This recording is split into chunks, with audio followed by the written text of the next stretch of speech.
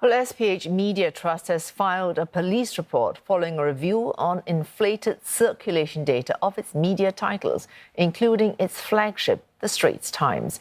It found that the numbers were inflated by more than 82,000 daily copies in August 2021. That's about 10% of its average circulation.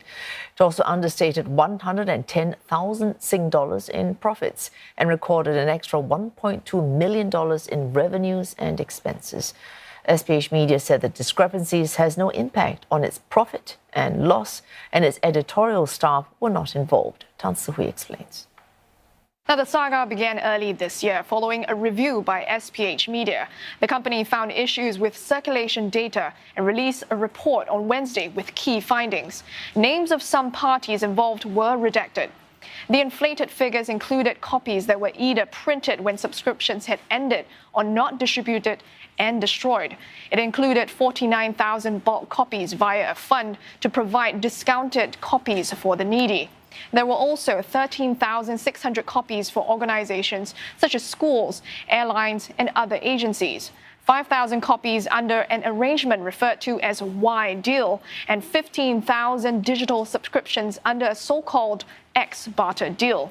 SPH Media said printing and distributing bulk copies to third parties appears to be an acceptable industry practice, but they cannot be included in circulation numbers if they're not sold or delivered.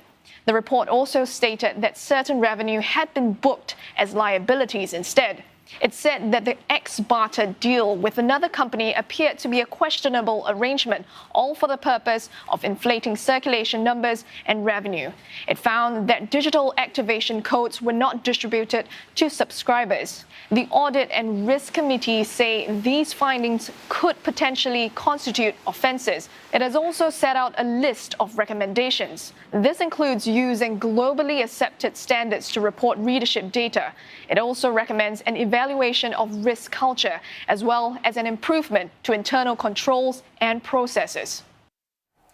The Communications and Information Ministry says it's studying the findings and working with SPH Media to understand the details.